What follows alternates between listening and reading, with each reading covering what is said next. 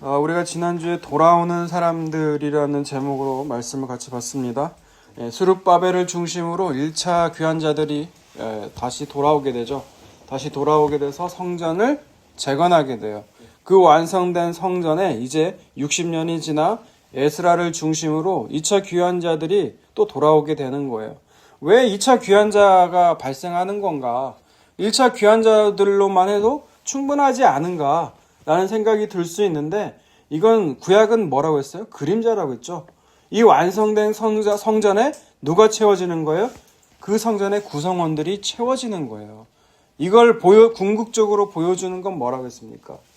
성전은 예수 그리스도예요. 그 성전에 예수 그리스도를 믿는 사람들로 채워지는 거예요. 어떤 방식으로? 그리스도의 십자가로 인해서 그 사람들을 끌어당김으로 사로잡힌 자를 사로잡는 것이죠. 그래서 이 완성된 성전에 에스라를 중심으로 제사장들, 레위인들, 성전의 일꾼들이 올라와서 성전의 구성원이 되어져 성전이 채워질 수 있었던 것은 무슨 도우심? 하나님의 선한 도움의 도우심. 마찬가지로 바사왕 아닥사스다가 조서를 내려서 어떻게 해요? 자기하고 상관도 없는 그 성전에 필요한 모든 걸 갖다 쓰라고 하잖아요. 그렇게 된 것도 하나님의 도우심이죠. 그죠? 그리고 이들이 어디입니까? 아하와강이죠. 바벨론 아하와강에서 출발해서 예루살렘 5개월 걸은 거리에 무사히 도착할 수 있었던 거. 무사히는 아니죠. 길거리에서 매복한 자도 있었고 대적들도 있었다는 거예요. 그럼에도 그 예루살렘에 도착할 수 있었던 것도 뭐라고요? 하나님의 도우심이라는 거예요. 그거를 우리는 신약식으로 말해서 뭐라고 했습니까? 하나님께서 예수님에게 보내는 자들은 예수님이 잃어버리지 않으신다는 것이죠. 다 찾아서 하나님 나라로 끝까지 데려가신다는 거예요. 그러니까 여러분, 우리가 정말 구원을 받았다면 그 구원은 흔들리지 않는 구원이에요. 근데 우리 측에서 보면은 그 구원의 확신을 너무 강조한다는 거죠. 여러분, 구원의 확신이라는 단어는 진짜 제가 볼 때 너무 교만한 단어인 것 같아요. 우리는 두렵고 떨림으로 이 땅에서 살아가는 거예요. 우리 안에서 죄악된 습성을 발견될 때마다 그러니까 우리는 은혜로만 가는 거지 라는 것을 우리는 그때마다 생각을 해야 된다는 거예요. 그렇게 예수님께서 우리를 그 죽은 그 십자가에 우리를 끌어들여 우리를 사로잡는 방식으로 하나님 나라로 데리고 가신다는 것이죠. 그런 자들은 이전처럼 예전처럼 땅의 것, 육신의 정욕이 뭐라고 했어요? 내 육신이 원하는 대로 사는 거. 안목의 정욕은요, 여러분이 눈이 보이는 대로 견물생심이라고 했죠? 그렇게 살아가는 거. 이생의 자랑. 다른 사람들이, 우리가 보통 세상 사람들이 예수 믿는 사람들은 그러더라고요. 자랑하는 게 뭐예요? 저 남편 자랑, 자식 자랑 행잖아요. 자식이 없고 남편이 없으면 자기가 가진 거 자랑하는 거. 이생의 자랑. 이 육신의 정욕, 안목의 정욕, 이생의 자랑에서 벗어나는 거예요. 그게 땅처럼 눌러붙어 있는 거를 하나님께서 어떻게 하신다고요? 우리를 떼게 하시는 거예요. 그 과정을 고난이라고 하는 거거든요. 그렇게 해서 하나님은 뭘 보게 하신다? 우리를 땅의 것이 아니라 위의 것을 바라보게 하신다는 거였어요. 자, 이제 오늘 에스라서 마지막입니다. 9장과 10장을 보게 될 텐데요. 먼저 1절과 2절을 먼저 읽어볼까요? 시작. 이일 후에 방백들이 내게 나와 이르되 이스라엘 백성과 제사장들과 레위 사람들이 이 땅 백성들에게서 떠나지 아니하고 가나안 사람들과 헷 사람들과 브리스 사람들과 여부스 사람들과 암몬 사람들과 모압 사람들과 애굽 사람들과 아모리 사람들의 가증한 일을 행하여 그들의 딸을 맞이하여 아내와 며느리로 삼아 거룩한 자손이 그 지방 사람들과 서로 섞이게 하는데 방백들과 보관들이 이 죄에 더욱 으뜸이 되었다 하는지라. 일 후라는 거는 이제 8장의 맨 마지막에 보면 에스라를 중심으로 한 2차 귀환자들이 성전에 와서 예물을 드리죠. 그리고 성전에서 번제나 이제 속죄제 이런 제사를 드린단 말이에요. 이제 그 일 이후에 조금 시간적 간격은 있죠. 근데 지난번에 설교에서 본 것처럼 60년이라는 큰 시간은 아니지만 잠시 후에 벌어진 일들에 하는 거예요. 방백들이 나와서 지금 에스라에게 지금 우리에게 벌어지는 일들을 보고를 하는 거죠. 이스라엘 백성과 제사장들, 레위 사람들, 이 사람들이 그 지금 나와 있는 사람들 있죠. 가나안 사람들, 헷 사람들, 브리스, 여부스, 암몬, 애굽 이런 사람들. 가나안에 원래부터 살고 있었던 사람들. 그걸 원주민이라고 하잖아요. 가나안 원주민들의 딸을 아내와 며느리로 삼아서 하나님 앞에서 지금 가증한 일을 행했다고 말을 하는 거예요. 왜 가나안 원주민들과 이 사돈을 맺는 거, 결혼하는 거를 왜 가증한 일이라고 표현을 하는 걸까요? 성경에서는. 네, 신명기서를 볼게요. 신명기 7장을 봅니다. 신명기 7장 1절에서 3절을 먼저 읽어봅니다. 시작. 내 하나님 여호와께서 너를 인도하사 내가 가서 차지할 땅으로 들이시고 내 앞에서 여러 민족 헷 족속과 길가스 족속과 아모리 족속과 가나안 족속과 브리스 족속과 히위 족속과 여부스 족속 곧 너보다 많고 힘이 센 7 족속을 쫓아내실 때에 내 하나님 여호와께서 그들을 내게 넘겨 내게 치게 하시리니 그때 너는 그들을 진멸할 것이라. 그들과 어떤 언약도 하지 말 것이요 그들을 불쌍히 여기지도 말 것이며 또 그들과 혼인하지도 말지니 내 딸을 그들의 아들에게 주지 말 것이요 그들의 딸도 내 며느리로 삼지 말 것은. 네, 신명기는 이제 모세가 이제 그 당시에 하나님께서 주셨던 그 명령들, 말씀들을 다시 생각을 하면서 이스라엘에게 설교식으로 설교한 책이에요. 거기서 뭐라고 말을 하냐면 하나님께서 가나안 땅으로 분명히 너희를 인도하실 거라는 것이죠. 근데 그 땅을 차지하게 될 때 그 가나안의 원주민 그 목록들이 나오죠. 그거하고 오늘 본문의 목록이 약간 다른 것이라는 걸 여러분 캐치할 수가 있을 거예요. 예. 왜 다르냐? 가나안의 그 당시 원주민들이 이 사람들이 맞아요. 그런데 모압도 그 다음에 누구죠? 암몬도 애굽도 마찬가지로 이방인들이죠. 그래서 이방인들의 수가 늘어간 것이 뿐이지 이방인들한 측면에서는 다 똑같은 얘기예요. 그런데 그 이방 땅, 가나안 땅을 차지하게 될 때 이 가나안 원주민들과 혼인하지 말라는 거예요. 그들을 어떻게 하라고요? 다 죽이라는 거예요. 여러분 이 말씀 앞에서요. 진멸하라고 할 때 이 진멸의 대상에는요. 저 어린아이, 젖먹이들, 임산부들 다 할 것 없이 다 포함되는 거거든요. 근데 그런 장면을 보면 우리는 어떤 판단을 하게 돼요? 하나님 너무하신 거 아닌가? 어떻게 그런 우리에게 해를 가할 수도 없는 그런 약자들까지 다 진멸하라고 하시는 것이지? 우리는 미리 이런 선악간의 판단을 한다는 거예요. 근데 여러분 그게 뭐라고 했어요? 그게 죄라는 거예요. 성경은 다른 게 죄가 아니에요. 뭐 살인하고 도둑질하고 이런 큰 죄의 열매들일 뿐이고 여러분이 생각하고 판단하고 선악간의 판단을 하는 것 그 자체를 죄라고 성경은 얘기하고 있다고요. 그래서 진멸하라고 하면 어떻게 해야 돼요? 진멸해야 되는 거예요. 혼인하지 말라고 하면 어떻게 해야 돼요? 혼인하면 안 된다는 거예요. 근데 왜 혼인하지 말라고 하냐? 그게 4절이에요. 4절 봅니다. 시작.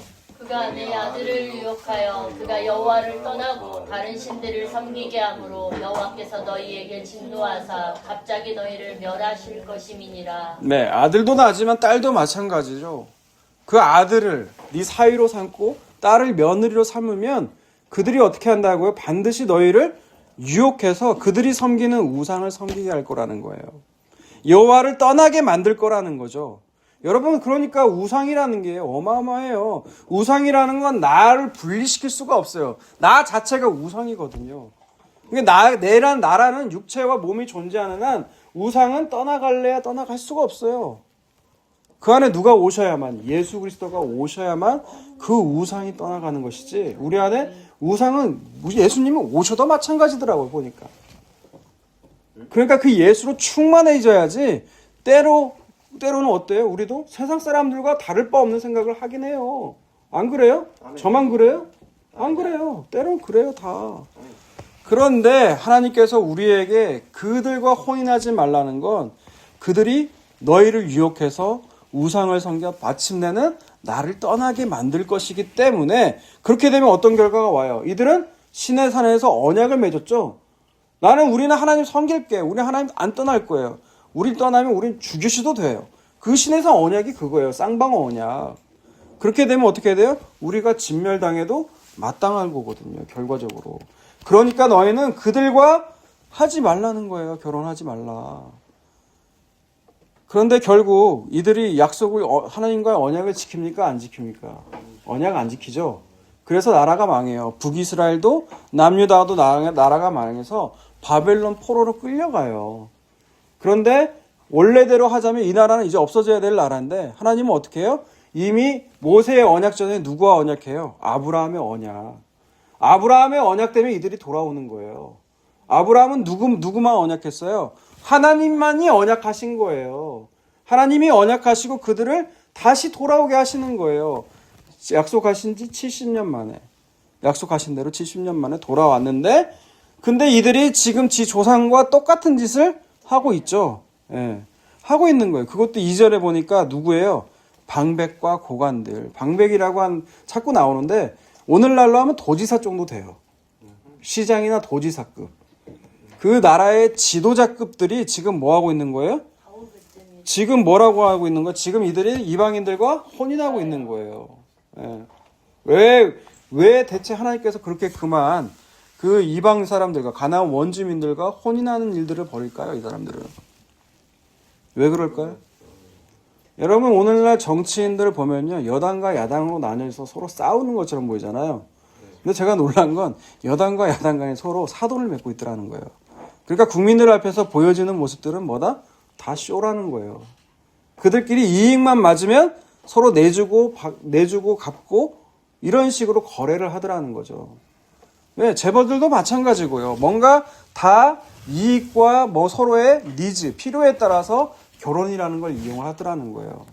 그러니까 지금 방백과 고관들도 마찬가지예요. 이 사람들이 바벨론 포로에서 돌아왔는데 자기들의 지위가 지금 뭐 견고하지가 않으니까 그 땅에서 원래부터 살고 있던 힘을 가진 사람들과 그 힘을 서로 협력해서 어떻게 하자? 내가 가진 지위를 좀 더 견고히 할 목적으로 이들과 결혼하고 있는 거예요. 근데 그건 뭐예요? 하나님의 은혜를 망각하는 해야 하는 그런 행위들을 하고 있다라는 거죠. 여기에 3절을 봅니다. 3절. 오늘 다시 본문 돌아와서 3절. 내가 이 일을 듣고 속옷과 겉옷을 찢고 머리털과 수염을 뜯으며 기가 막혀 앉으니. 네. 에스라가 이 일을 듣고 속옷과 겉옷을 찢고 머리털과 수염을 뜯는다는 건 지금 슬픔의 가장 극한 표현이거든요. 기가 막혀서 앉아 있는 거예요. 왜 기가 막힙니까? 에스라는 율법에 익숙한 율법을 연구하고 준행하는 학자였죠. 그럼 당연히 아까 우리가 앞서 본 신명기 7장의 말씀을 알고 있을 거예요. 그리고 웬만한 이스라엘 사람도 다 알고 있죠. 신명기 7장 가나안 원주민들과 결혼하지 말라는 하나님의 말씀 명령을.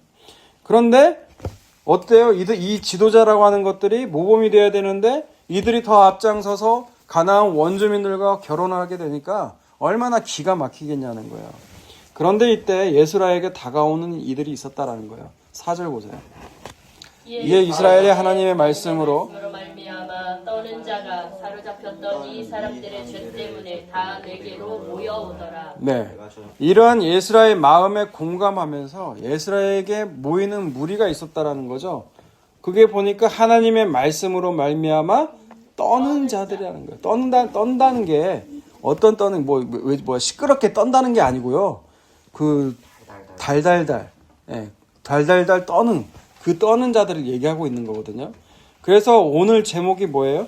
오늘 설교 제목이 말씀으로 떠는 사람들이에요. 기가 막히지 않아요? 이 에스라 처음 시작할 때 제목이 뭐였어요? 네? 돌아오는 사람들이 누구인지를 봤죠.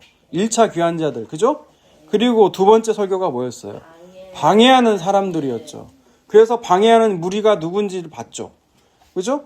그리고 지난주가 바로 뭐였어요? 올라오는 사람들. 근데 오늘 마지막 설교가 뭐라고요? 말씀으로 떠는 사람들이라는 거예요. 이거 사람들 시리즈예요. 사람들 시리즈. 그래서 이거를 오늘 말씀으로 떠는 사람들이 대체 누구인지를 그래서 보려고 하는 거예요. 자, 이제 5절에서 10절까지 쭉 읽습니다. 저녁 제사를 드릴 때에 내가 근심 중에 일어나서 속옷과 겉옷을 찢은 채 무릎을 꿇고 나의 하나님 여호와를 향하여 손을 들고 말하기를 나의 하나님이여 내가 부끄럽고 낯이 뜨거워서 감히 나의 하나님을 향하여 얼굴을 들지 못하오니 이는 우리 죄악이 많아 정수리에 넘치고 우리 허물이 커서 하늘에 미침이니이다. 우리 조상들의 때로부터 오늘까지 우리의 죄가 심함에 우리의 죄악으로 말미암아 우리와 우리 왕들과 우리 제사장들을 여러 나라 왕들의 손에 넘기사 칼에 죽으며 사로잡히며 노략을 당하며 얼굴을 부끄럽게 하시니 오늘날과 같으니이다. 이제 우리 하나님 여호와께서 우리에게 잠시 동안 은혜를 베푸사 얼마를 남겨두어 피하게 하신 우리를 그 거룩한 처소에 각기 못과 같게 하시고 우리 하나님이 우리 눈을 밝히사 우리가 종노릇하는 중에서 조금 소생하게 하셨나이다. 우리가 비록 노예가 되었사오나 우리 하나님이 우리를 그 종살이하는 중에 버려두지 아니하시고 바사왕들 앞에서 우리를 불쌍히 여김을 입고 소생하여 우리 하나님의 성전을 세우게 하시며 그 무너진 것을 수리하게 하시며 유다와 예루살렘에서 우리에게 울타리를 주셨나이다. 우리 하나님이여 이렇게 하신 후에도 우리가 주의 계명을 저버렸사오니 이제 무슨 말씀을 하오리까? 네. 5절부터는 에스라의 회개 기도가 시작되는 거예요. 여러분, 에스라가 율법을 어겼습니까? 이방인들과 결혼했어요? 이방 여인과? 하지 않았죠. 에스라는 개인이 율법을 어긴 건 아닌데 이들의 죄를 자기의 죄처럼 끌어안고 기도를 하고 있는 거예요. 마치 예수 그리스도의 모형을 보는 것 같죠. 네, 근데 그 에스라의 회개 기도의 그 주된 내용이 뭐였어요? 하나님 앞에서 내가 부끄럽고 낯이 뜨거워서 하나님을 향해서 얼굴을 내가 들지를 못하겠다는 거예요. 왜요? 우리 왕과 조상들이 죄를 지어서 나라가 망한 건데 그런 무리들을 하나님이 또 불쌍히 여겨서 어떻게 해요? 다시 바벨론 포로에서 데리고 오게 하셨는데 우리는 또 조상들이 지은 죄처럼 똑같이 하나님 앞에서 지으니 내가 할 말이 없다라는 거예요. 그리고 11절에서 15절 봅니다. 전에 주께서 주의 종 선지자들에게 명령하여 이르시되 너희가 가서 얻으려 하는 땅은 더러운 땅이니 이는 이방 백성들이 더럽고 가증한 일을 행하여 이 끝에서 저 끝까지 그 더러움으로 채웠음이라. 그런즉 너희 여자들을 그들의 아들들에게 주지 말고 그들의 딸들을 너희 아들들을 위하여 데려오지 말며 그들을 위하여 평화와 행복을 영원히 구하지 말라. 그리하면 너희가 왕성하여 그 땅의 아름다운 것을 먹으며 그 땅을 자손에게 물려주어 영원한 유산으로 물려주게 되리라 하셨나이다. 우리의 악한 행실과 큰 죄로 말미암아 이 모든 일을 당하였사오나 우리 하나님이 우리 죄악보다 형벌을 가볍게 하시고 이만큼 백성을 남겨주셨사오니 우리가 어찌 다시 주의 계명을 거역하고 이 가증한 백성들과 통혼하리이까. 그리하면 주께서 어찌 우리를 멸하시고 남아 피할 자가 없도록 진노하시지 아니하시리이까. 이스라엘의 하나님 여호와여 주는 의로우시니 우리가 남아 피한 것이 오늘날과 같사옵거늘 도리어 주께 범죄하였사오니 이로 말미암아 주 앞에 한 사람도 감히 서지 못하겠나이다 하니라. 네, 11절에서 15절까지 내용을 보면 우리가 아까 본 뭐예요? 신명기 7장의 말씀을 또 기록하고 있는 거예요. 전에 주께서 주의 종 선지자에게 하신 말씀, 그 신명기 7장 말씀을 또 언급하면서 이 때문에 나라가 망하였지만 하나님은 어떤 하나님이다? 우리의 죄악보다 형벌을 가볍게 해주셔서 이만큼이라도 남아있다라는 거예요. 남은 자는 그냥 하나님의 은혜로 남은 거지 뭘 잘해서가 된 게 아니라는 거예요. 마치 아까 읽은 성전에 박힌 못과 같은 것이 남은 자예요. 뭐 못이 잘한 게 있습니까? 없어요. 성전에 하나님께서 받게 하셨으니까 그대로 남아있는 거예요. 우리의 구원이 바로 그렇다는 거죠. 여러분, 우리가 형벌대로 하나님께서 만약 우리의 죄악대로 하나님께서 다루신다면 여기에 살아있는 사람은 아무도 없다라는 거예요. 형벌이 아니라 뭐다? 징계라는 거예요. 징계는 뭐예요? 자식이 잘못하면 그 잘못한 걸 고치라고 하나님께서 내리신 거, 부모가 내린 게 징계죠. 징계가 없으면 뭐라고요? 성경은 사생자라고 하잖아요. 진짜 자식이 아니라고요. 그렇기 때문에 하나님께서 죄에 대한 형벌을 내리신다면 모두가 진멸되어야 마땅하지만 그나마 요만큼 남아있는 것은 하나님의 긍휼이라는 거예요. 그럼에도 이들은 가나안 원주민과 피를 섞는 결혼을 하니 누가 하나님 앞에서 감히 서서 기도하겠냐는 거예요. 더 이상 하나님께 용서해달라고 기도하는 그 기도조차 면목이 없다라는 거예요. 이사야서 1장 1절에서 9절 말씀 봅니다. 유다와 우시아와 우시아와 요담과 요담과 아하스와 히스기야 시대에 아모스의 아들 이사야가 유다와 예루살렘에 관하여 본 계시라. 하늘이여 들으라, 땅이여 귀를 기울이라. 여호와께서 말씀하시기를 내가 자식을 양육하였거늘 그들이 나를 거역하였도다. 소는 그 인자를 알고 나귀는 그 주인의 부유를 알건만은 이스라엘은 알지 못하고 나의 백성은 깨닫지 못하는도다 하셨도다. 슬프다 범죄한 나라요 허물진 백성이요 행악의 종자요 행위가 부패한 자식이로다. 그들이 여호와를 버리며 이스라엘의 거룩하신 이를 만홀히 여겨 멀리하고 물러갔도다. 너희가 어찌하여 매를 더 맞으려고 폐역을 거듭하겠느냐. 온 머리는 병들었고 온 마음은 피곤하였으며 발바닥에서 머리까지 성한 곳이 없이 상한 것과 터진 것과 새로 맞은 흔적뿐이거늘 그것을 짜며 싸매며 기름으로 부드럽게 함을 받지 못하였도다. 너희의 땅은 황폐하였고 너희의 성읍들은 불에 탔고 너희의 토지는 너희 목전에서 이방인에게 삼켜졌으며 이방인에게 파괴됨같이 황폐하였고 딸 시온은 포도원의 망대같이 자매밭의 원두막같이 누워싸인 성읍같이 겨우 남았도다. 만군의 여호와께서 우리를 위하여 생존자를 조금 남겨두지 아니하셨다면 우리가 소돔 같고 고모라 같았으리로다. 네. 이사야는 우시야로부터 시작해서 히스기야, 그러니까 4대에 걸쳐서 선지자로서 활동했던 남유다의 선지자죠. 이스라엘을 통해서 하신 그 하나님 말씀이 뭐였어요? 소나 나귀도 같은 짐승도 그 주인을 안다는 거예요. 하지만 이스라엘은 그 주인을 알아보지 못한다는 거죠. 그래서 하나님께서 돌이키려고 무진장 때려요. 선지자들을 막 보내요. 그런데 어떻게 해요? 그들이 돌아와요? 안 돌아와요? 안 돌아와요. 오늘 본문과도 유사한 상황이죠. 이들이 돌아왔는데 또 어때요? 그 조상과 똑같은 짓을 벌이잖아요. 하나님께서 그냥 그대로 두셨다면 이들은 소돔과 고모라처럼 멸망당하는 게 마땅하지만 하나님은 그 죄악중 심판 가운데서라도 남겨둔 자를 남겨뒀다는 거예요. 남긴 자를. 그럼에도 하나님의 긍휼로 남은 이들이 옛날 그 죄의 습성대로 지금 똑같이 어떻게 해요? 자기의 지위를 견고히 세우려고 우상을 섬기는 이방인들과 혼인하더라는 거죠. 결혼을 하더라는 거죠. 그러니 에스라가 옷을 찢고 머리카락과 수염을 뜯으며 회개하는 모습으로 나오더라는 거예요. 그런데 여기에 동참하는 이들이 등장했다는 거죠. 10장을 보세요. 10장 1절과 2절을 봅니다. 에스라가 하나님의 성전 앞에 엎드려 울며 기도하여 죄를 자복할 때에 많은 백성이 크게 통곡하매 이스라엘 중에서 백성의 남녀와 어린아이의 큰 무리가 그 앞에 모인지라. 네. 에스라가 성전 앞에 엎드려서 울며 회개 기도를 드릴 때, 그리고 많은 백성이 크게 통곡할 때 백성의 남녀 어린아이의 큰 무리가 에스라 앞에 나오더라는 거예요. 에스라에게 말하기를 당신의 말대로 우리가 하나님께 범죄했다고, 우리가 이방 여자를 맞이했지만 그래도 소망이 있다라는 거예요. 왜 그럴까요? 3절과 4절. 곧 내 주의 교훈을 따르며 우리 하나님의 명령을 떨며 준행하는 자의 가르침을 따라 이 모든 아내와 그들의 소생을 다 보내기로 우리 하나님과 언약을 세우고 율법대로 행할 것이라. 이는 당신이 주장할 일이니 일어나소서 우리가 도우리니 힘써 행하소서 하니라. 네, 왜 소망이 있는 겁니까? 주의 교훈을 따르고 하나님의 명령을, 여기도 떨며 나오죠. 하나님의 명령을 따르며 준행하는 자의 가르침에 따라서 우리가 이방인 아내와 그 자녀들을 내보내기로 하나님과 약속했다라는 거예요. 그러니 당신이 이 일에 앞장서면 우리도 따를 것이니 우리에게 아직 소망이 있다라는 것이죠.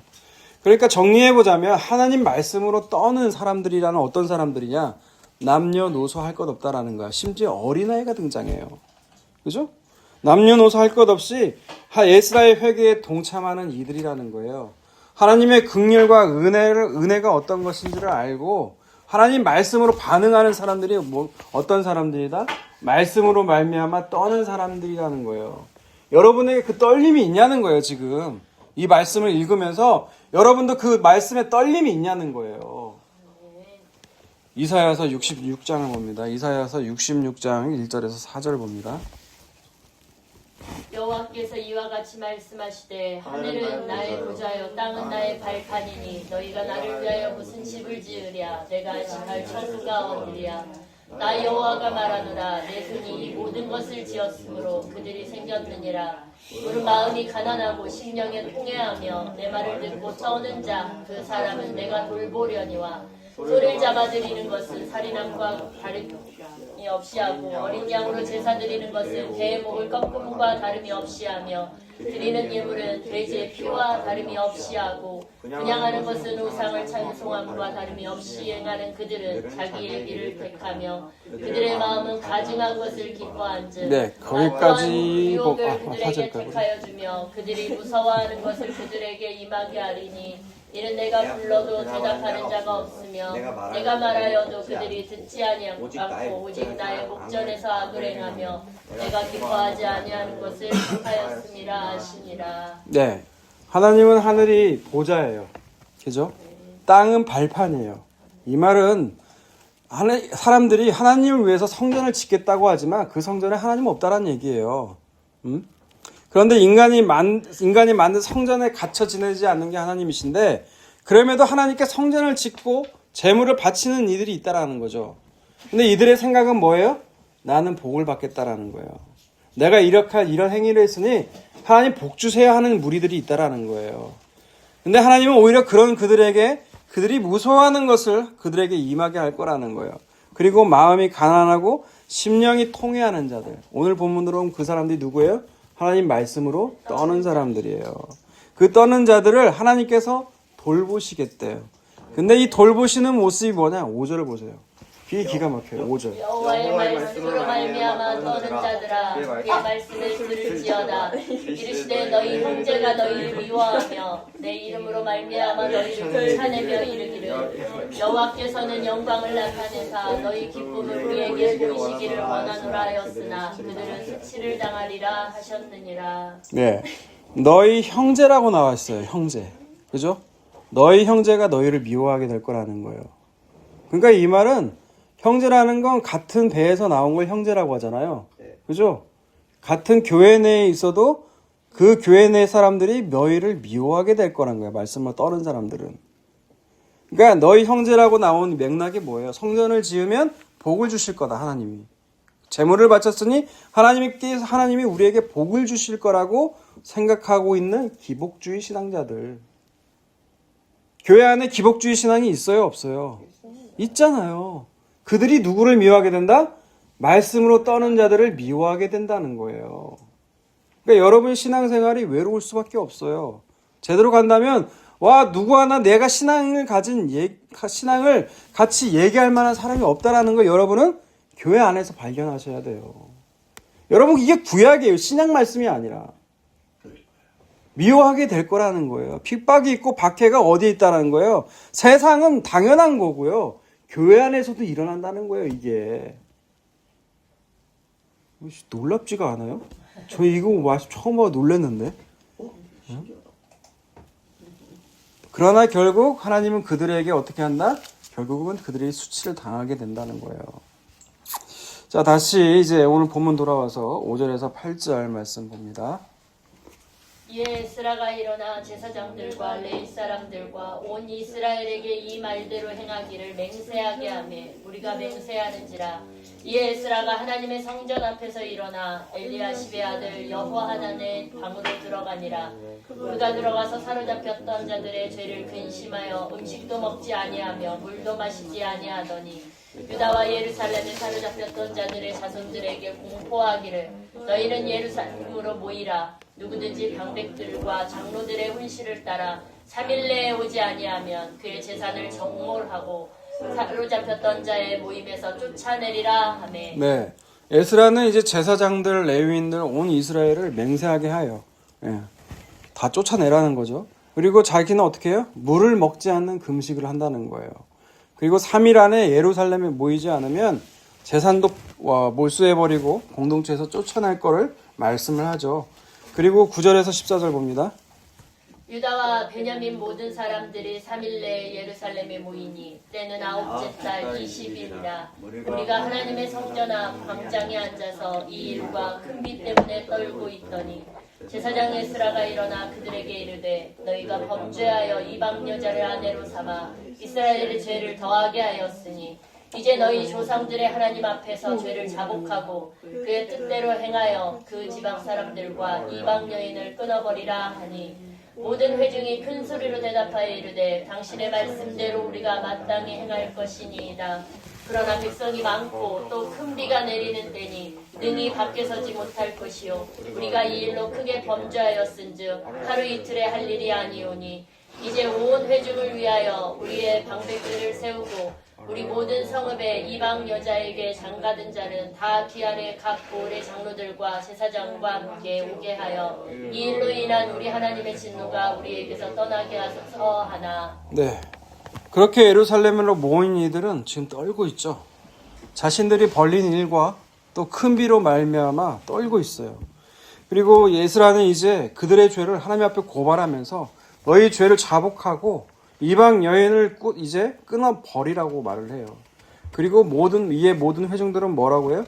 그렇게 하겠다고 말을 하죠. 하지만 지금 우리의 백성 수가 많고 큰 비가 내리고 있기 때문에 이게 하루 이틀에 될 일이 아니니까 우리가 방백들을 세워서 이방 여인의 장가든 자가 얼마나 되는지 조사를 하겠다고 그래요. 그런데 15절 보세요. 오직 아사엘의 아들 유나단과 디과의 아들 야스야가 일어나 그 일을 반대하고 무슬람과 레이 사람 삽부대가 그들을 돕더라. 네, 15장에 보면 이 일을 반대하는 사람들이 등장한다는 거죠. 레이 사람도 등장하고 여기 나온 인물들이 유력한 인물들일 거예요. 이 사람들을 공개하면서 이들은 반대하고 있는 거죠. 왜 이들은 반대하고 있는 걸까요? 응? 왜 반대할까요? 응? 왜 반대해요? 하나님 말씀에 분명히 기록된 말씀이 있는데 이들은 반대해요. 왜 반대해요? 하나님 말씀에 떨림이 없기 때문에 그래요. 여러분, 하나님 말씀에 떨림이 없으면 하나님 말씀 두려워하지도 않습니다. 그냥 그런 척 할 뿐이에요. 이런 자 중에 목사가 있을까요? 없을까요? 있어요. 장로가 있을까요? 없을까요? 있어요. 하나님 말씀 앞에 두렵과 떨림이 없으면 이런 짓 벌릴 수 있다라니까요. 그런 자들은 자기가 우상이 돼서요. 자기 지위와 견고해질 뿐이면, 자기 가치가 증대할 뿐이면 하나님 말씀도 이용하는 자들이라는 거예요. 성경은 분명히 말을 하고 있어요. 여러분, 15절에 나온 이들이 누구예요? 이스라엘의 공동체예요. 바벨론에서 하나님의 은혜로 돌아온 이들이라고요. 근데 그 돌아온 이들 중에는 이런 사람들이 있다라는 거예요. 여러분, 이 말씀에 여러분 진짜 두렵지 않습니까? 그런 사람들 가운데 이런 사람들이 있다라는 거예요. 자, 그리고 16절, 17절 봅니다. 사로잡혔던 자들의 자손이 그대로 한지라 제사장 에스라가 그 종족을 따라 각각 지명된 족장들 몇 사람을 선임하고 열째 달 초하루에 앉아 그 일을 조사하여 첫째 달 초하루에 이르러 이방 여인을 아내로 맞이한 자의 일 조사하기를 마치니라. 네, 그럼에도 불구하고 어떻게 돼요? 하나님의 뜻대로 이 일들은 계속해서 진행이 되어 가죠. 그리고 18절과 19절을 보면 읽지는 않겠어요. 이제 제사장 무리 중에 이방 여인과 결혼한 자를 말하면서 그들의 아내를 내보내기로 말을 하고 이제 순양을 드리고 속건제를 드리죠. 그리고 이제 20절 이하에서 쭉 나와요, 명단들이. 누가? 이방 여인과 결혼한 사람들의 명단이 쭉 나와요. 그리고 이들의 수를 세보면, 할 일이 없으면 세보세요. 세보면 110명이 돼요. 110명. 그리고 이들의 아내와 자녀들을 마침내 내보내기로 하죠. 근데 여러분, 이 장면을 보면서 그런 생각도 많이 드실 거예요. 아니, 결혼했으면 이제 다시 유대교로 다시 유대교니까 하나님 믿기로 이들을 각서를 쓰게 한다든지 하게 하시지. 이미 그들 사이에 자식도 있는데 어떻게 하나님은 사랑의 하나님이시라고 하면서 그들을 내보내라고 말씀하시냐 이거예요. 여러분, 그런 생각 안 들으셔보셨어요? 안 들어봤어요? 어떻게 결혼까지 했는데 자녀까지도 했는데 그냥 살게 하지 이렇게까지 하시냐.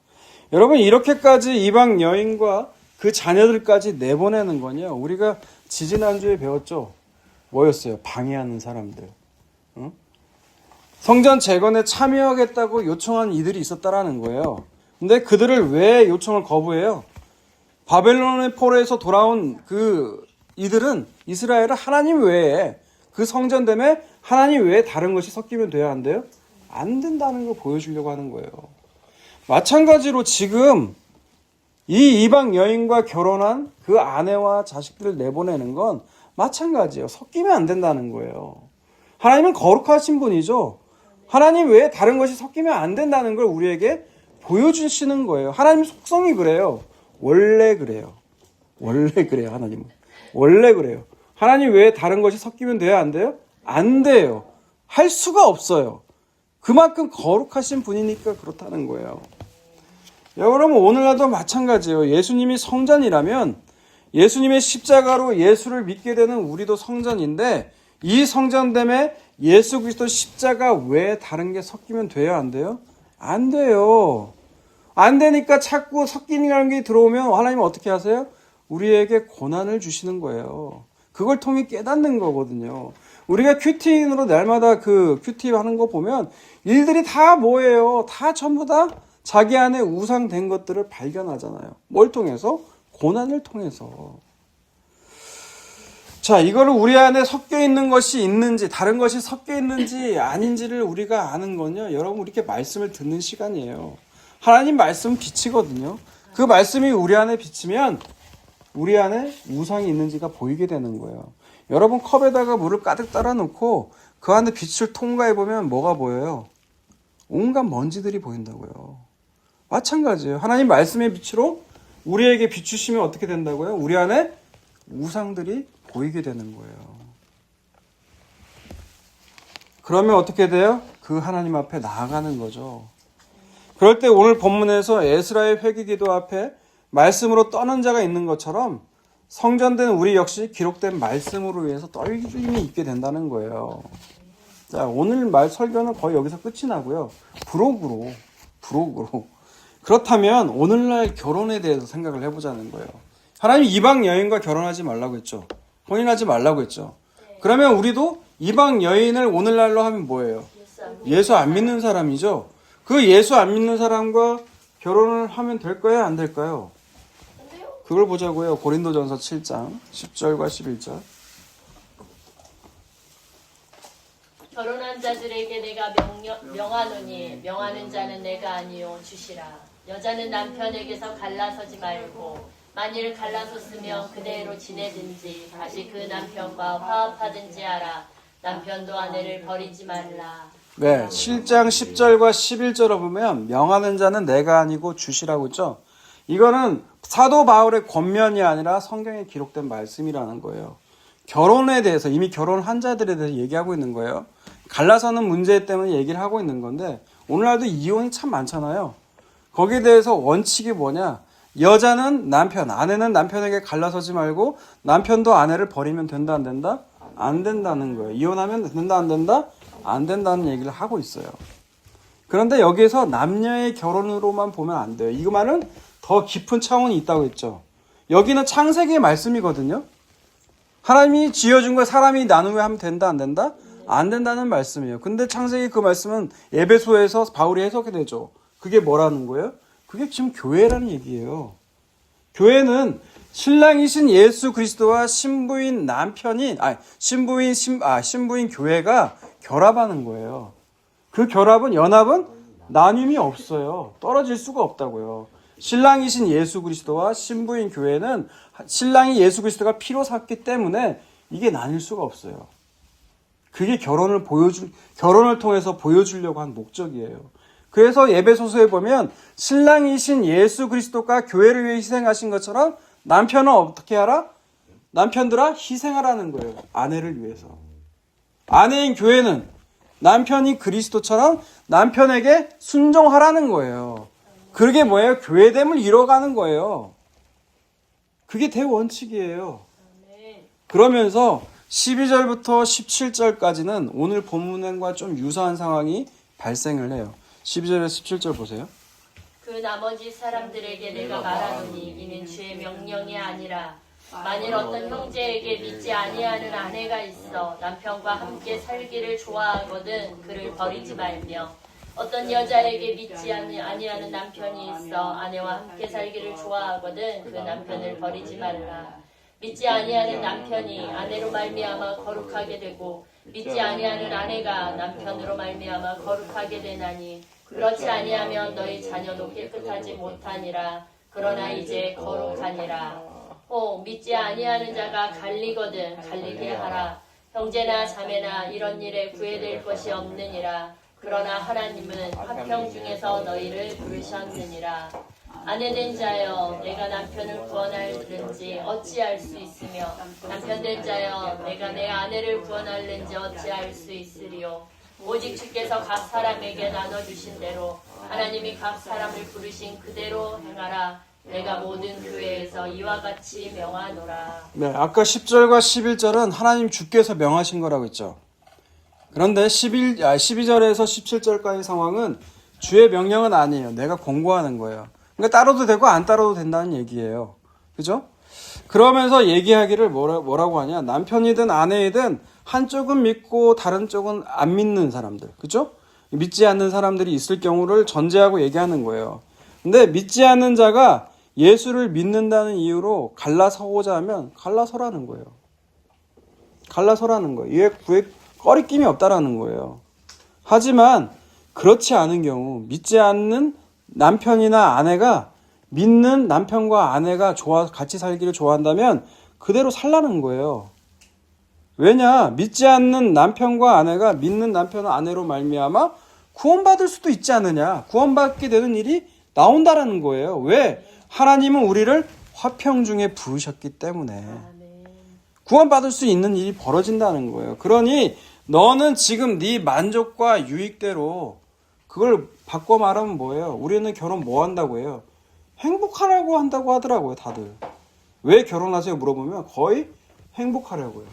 여러분 행복대로 행복하기 위해서 하면요, 여러분 반드시 이혼하게 됩니다. 행복, 자기 유익, 만족을 결혼의 목적이 내 유익과 만족을 얻어내기 위해서라면 여러분 반드시 이혼하게 돼요. 절대 그렇게 갈 수가 없어요, 인간은. 서로의 만족과 유익을 얻기 때문에 이혼할 수밖에 없다고요. 그러니까 행복이 이들의 결정이 돼선 안 된다고 성경은 말하고 있다라는 거예요, 결혼은.